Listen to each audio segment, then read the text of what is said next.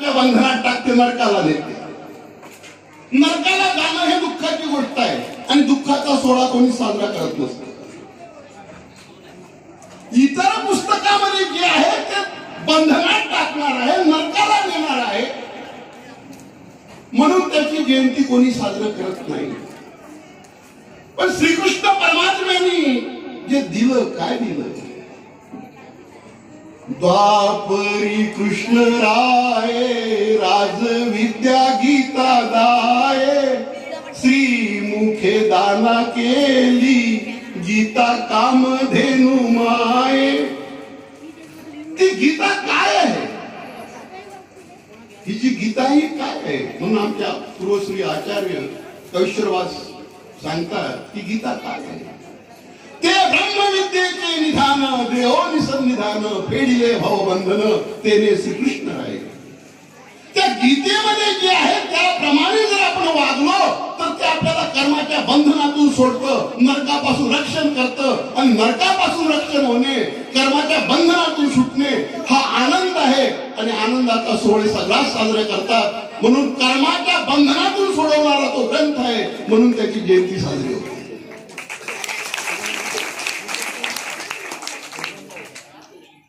कर्माच्या बंधनातून जर आपल्याला सुटायचं असेल तर काही गोष्टी आपल्याला लक्षात घेणं गरजेचे आहे. आणि त्यासाठी आम्ही अतिशय भाग्यवान आहोत की आम्हाला परमेश्वरी तत्वज्ञानाचा मार्ग भेटलेला आहे, परमेश्वरी धर्म भेटलेला आहे. पण ही आमची पूर्वजन्माची शिदोरी आहे. शिदोरीवर जन्म लिहू शकत नाही. कुठेतरी आपल्याला पुढे वाटचाल करणं गरजेची आहे. आणि त्यासाठी हा जो महिना चालू आहे ना, मार्गशीर्ष,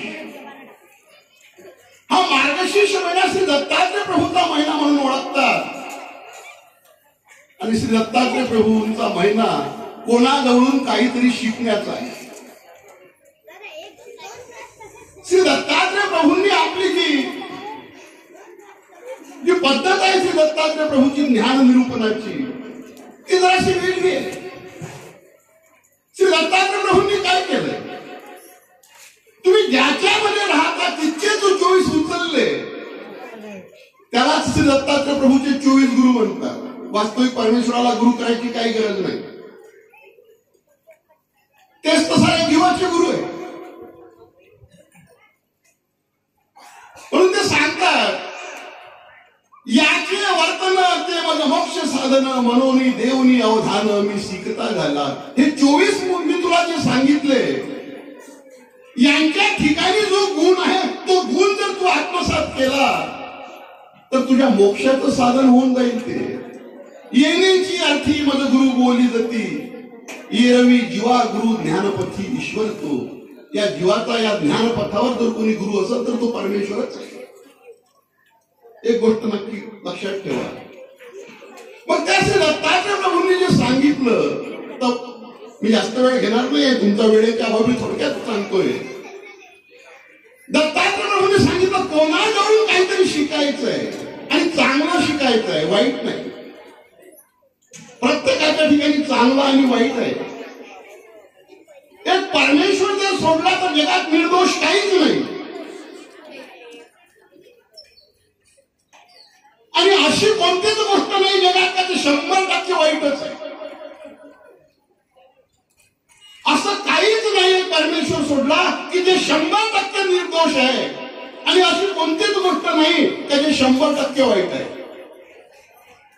अहो, तुमच्या घरात 4 वर्षाच्या अगोदर बंद पडलेलं घड्याळ जरी असेल ना, त्या 4 वर्षापासून बंद पडलेलं घड्याळ सुद्धा दिवसातून 2दा राईट टाइम दाखवते का नाही दाखवत?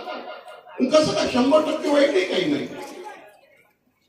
फक्त आपल्याला श्री दत्तात्रय प्रभूंनी सांगितलं त्या पृथ्वीकडून काय शिकायचं, तर या पृथ्वीकडून क्षमा गुण शिकायचं आहे.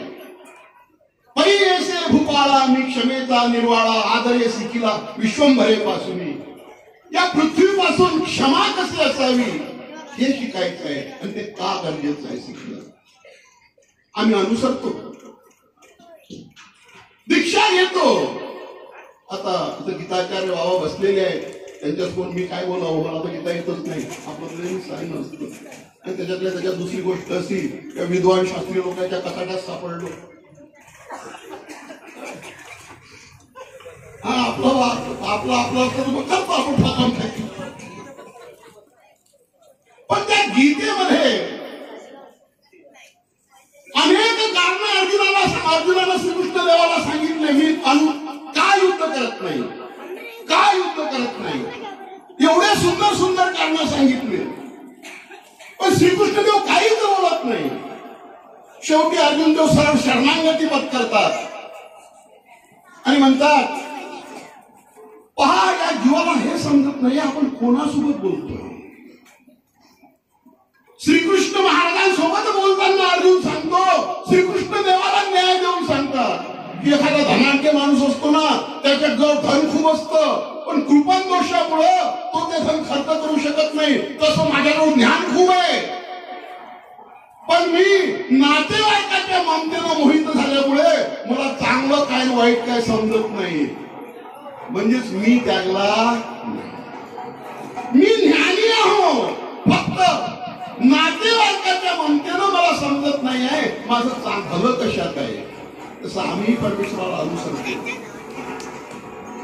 दीक्षा घेतो, पण हा मी आम्ही सोडलेला नाही.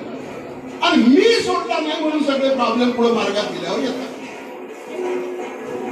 सगळे प्रॉब्लेम काय आहे, मी काय कमी आहे का.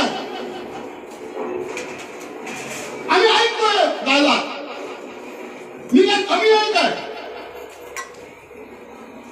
18 सोडून आलो, मी काय कमी आहे काय. माझा पोरगा इंजिनियर आहे, मी काय कमी आहे काय. कर्मराठीच असताना मध्ये एवढं ज्ञान होतं. हा मी जोपर्यंत आहे ना, तोपर्यंत आपल्याला पुढे जाता येणार नाही धर्मपथावर. आणि हा मी तोपर्यंत जाणार नाही जोपर्यंत अहंकार आहे. आणि जोपर्यंत तुमच्या ठिकाणी अहंकार आहे तोपर्यंत तुम्हाला क्षमाही करता येणार नाही कोणाला. आणि क्षमा जोपर्यंत करता येणार नाही तोपर्यंत परमेश्वराच्या वाटेवर चालताही येत नाही. म्हणून सगळ्यात पहिले ह्या मी बाजूला ठेवा.